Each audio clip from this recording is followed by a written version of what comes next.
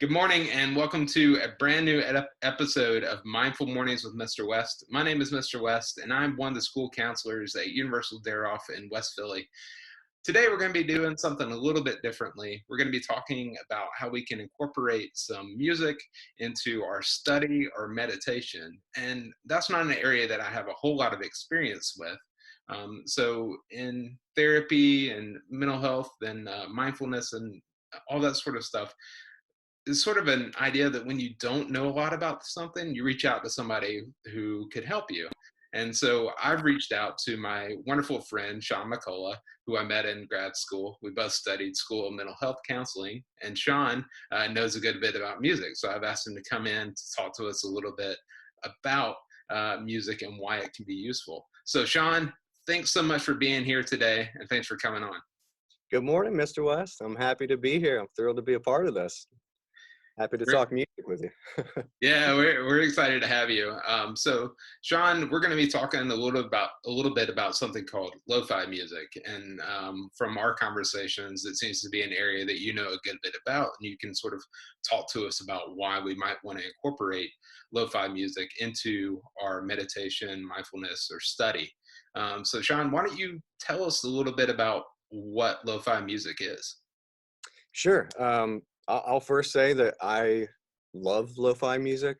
It's helped me definitely throughout college to cram for tests, to write papers. It just seems like a great focus tool.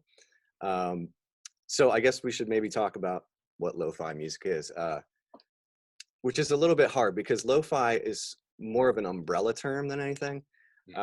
It describes a certain production quality in music.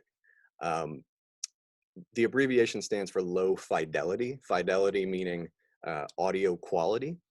So it's the complete opposite of, let's say, hi-fi, which came about in like the 80s with really new speakers and new music production software and stuff like that. It was really easy, and it's even easier today, to make something really crisp and sound very, very perfect.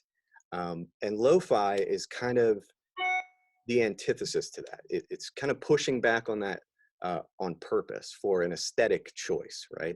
So it sounds kind of grungy, it sounds sort of aged, and those imperfections that might be edited out in a really perfect piece of music are actually purposefully kept into lo-fi music. Great. So it sounds like that might be something that you would recommend possibly for us to incorporate today. Um, so Sean, what is it that you feel really most comfortable about lo-fi or that you really enjoy for trying to focus or study?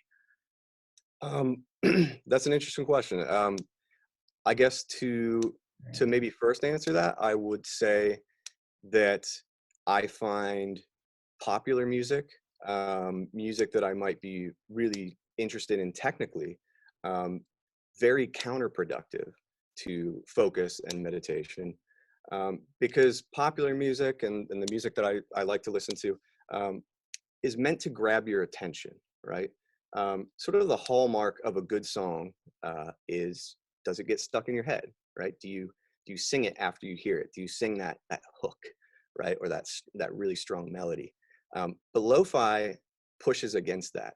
So in lo-fi music, there are typically, probably 99% of the time, no vocals.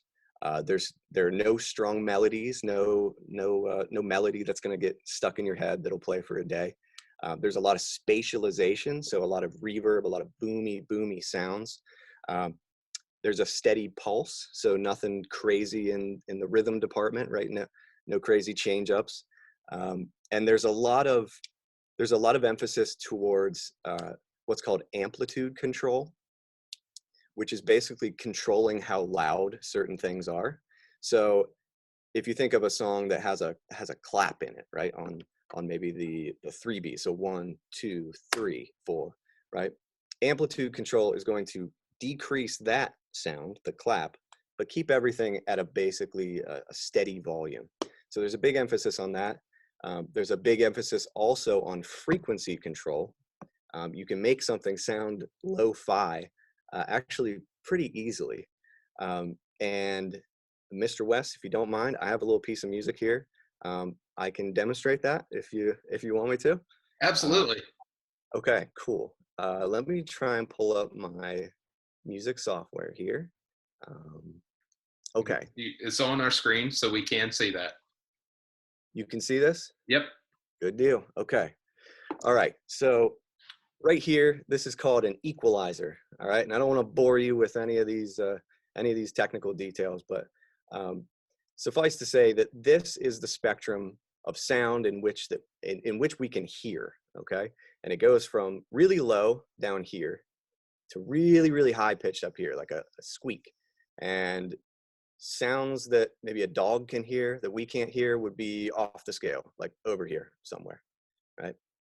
So right now we've got the whole spectrum of sound, and I'm going to play a little clip of something I made for this purpose, and you're going to see the sound frequencies and sort of what they look like. So let's see if this works.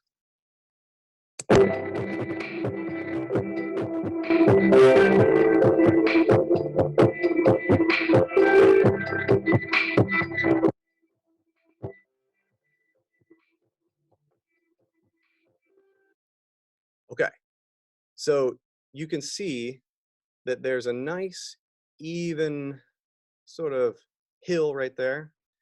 And whenever that clap comes in with that beat, kind of spikes right here around the 2K range.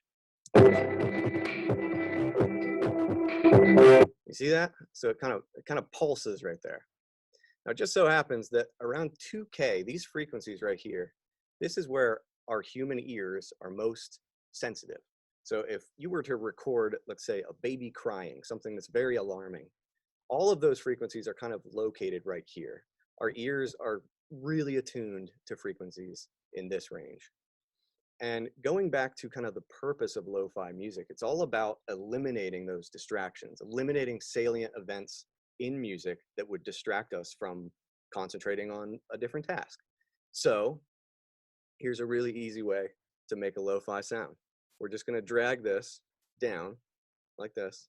And by doing that, I'm reducing the volume of only the sounds that fall around this 2K. So you can see there's this nice little wave here, this sort of bell curve. And I'm going to play the song again, and we'll see if it sounds any different.